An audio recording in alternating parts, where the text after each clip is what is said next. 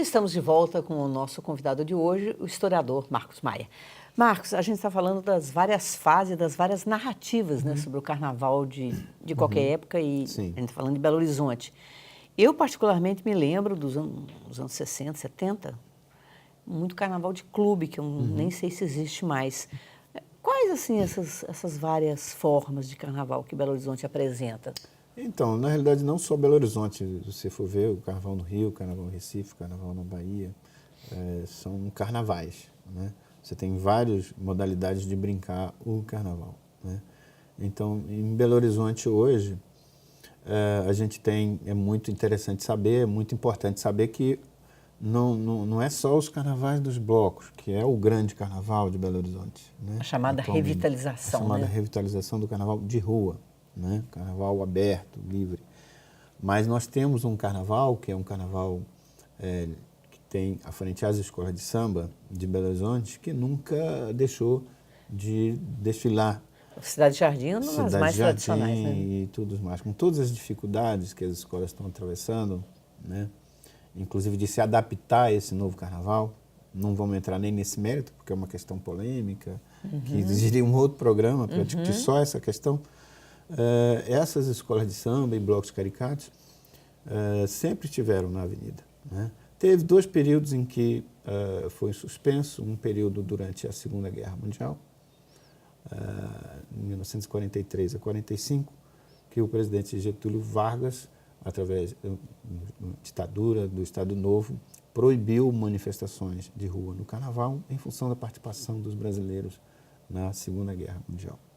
Mas logo em 46 foi retomado no Brasil inteiro, inclusive em Belo Horizonte, com fundação de várias escolas. Na verdade, as escolas em Belo Horizonte de samba já havia antes dessa proibição. Em 1937 você já tem escolas de samba em Belo Horizonte. Então, essas escolas de samba sempre desfilaram. Em um outro período que eles não desfilaram foi na década de 90, né, alguns anos, mas logo no início de 2000 retomaram com uma relativa força na Afonso Pena seus desfiles. Isso, tinha na Afonso Pena, depois foi retirado de lá. Depois foi para fora, para a região periférica de Belo Horizonte, e agora voltou para a região ali do centro, Andradas. Mas quer dizer que hoje nós temos vários carnavais. Vários então... carnavais, né? Carnavais, inclusive, tem eventos que a prefeitura está promovendo, de shows. Tem os das escolas de samba, dos blocos caricatos, tem das bandas, como a tradicional Banda Mole, como o Bando Santo, que tem de Santo Antônio e outras bandas. Agora, essa disputa da mídia é muito interessante. Quando eu trabalhei na Globo, que eu fui repórter, havia uma divisão do tempo que era assim, digamos, cada praça tinha que mandar, sei lá, 10, 15 boletins por dia sobre o carnaval. E era muito difícil para Belo Horizonte, porque você tinha alguma coisa na Lagoinha, você tinha alguma coisa não sei aonde, mas não que rendesse, né? Eu lembro de um editor que falou assim, revoltado, quando que eles vão entender que o nosso forte é Semana Santa, é procissão, não é carnaval? Porque era muito difícil produzir reportagens à altura daqueles carnavais do Rio. Então, essa disputa na mídia também existe. Assim, essa disputa existe na sociedade, né? Em Belo Horizonte, no caso. Na realidade, esse seu chefe, seu editor, estava completamente equivocado, né? Então, assim, ele estava falando a partir da realidade dele. Claro. Ele provavelmente não conhecia o que acontecia na periferia e da de Belo realidade Horizonte. da emissora, né? Da emissora. A estética, né, da emissora e tudo mais. Que né? se baseia muitas vezes, que é pautada por uma realidade externa que a pressiona. E, no caso, ele desconhecia que havia desfiles de escola de samba, que havia blocos caricatos. Né? É uma questão, um conflito que em Belo Horizonte é bastante forte. Né? Acho que hoje está menor, de certa maneira, apesar de ter alguns pontos de crise, entre aquelas pessoas que não querem o carnaval, que não gostam do carnaval. Né? Mas hoje o carnaval, ele, mal ou bem, ele se massificou. Passa de milhões de Mas pessoas. mesmo assim, o grande momento midiático, por exemplo, de Salvador no Carnaval, Pernambuco também, o Bloco do Batata, o Bloco não sei de quê, não sei o quê, o frevo, o pererê, pererê. Aí você vê que no Sul já não aparece tanto. Eu estou falando de disputa midiática, né? Mas isso é outra coisa. Agora me conta, você fez uma exposição, né? Em 2013 eu fiz uma exposição Narrativas do Samba e do Carnaval em Belo Horizonte, no Museu Abílio Barreto, ficou em cartaz há alguns meses lá, em que foi uma oportunidade muito grande de eu conhecer os vários acervos os vários fundos, os vários museus, né? Aí tinha fotografia, arquivos. tinha filmetes, Exatamente. Tinha fotografias do Museu Abílio Barreto, né? Tinha material do arquivo privado do historiador Abílio Barreto, que escreveu sobre carnaval, inclusive é uma questão que eu vou falar depois para você. Tinha músicas, né? Do acervo do meu amigo que está na velha guarda, Carlinhos Visual. Músicas também gravadas originalmente, né? Que é bonita a gente ouvir aquelas músicas você entrava na antigas, exposição, você ouvia os sambas, você ouvia as músicas Qual que é a de sua carnaval. música preferida do carnaval? Você tem alguma? Não, eu não tenho nada preferido, eu gosto de várias coisas. Não, eu também gosto de várias coisas, mas, por exemplo, Jardineira eu acho lindo e Jardineira. Máscara Negra. Máscara Negra eu acho tem assim, umas maravilhoso. coisas bonitas mesmo. Zequete, né? Máscara Negra. Acho que foi o último grande sucesso, assim, de massa midiático, assim. Agora, voltando à exposição, a gente tem as fotografias, também um material da Hemeroteca Pública, né, que são jornais antigos, reprodução de jornais antigos.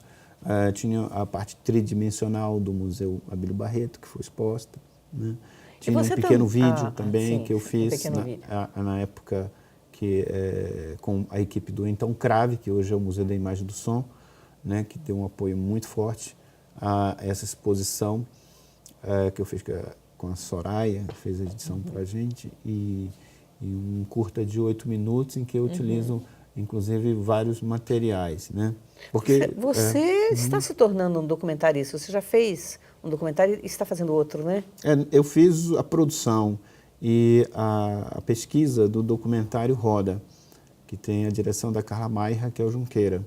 É um documentário, um longa de 70 minutos, muito bonito, que foi para o Festival de Tiradentes, foi lançado em 2013, que tem como personagens os meus amigos maravilhosos da velha guarda do samba de Belo Horizonte. Né?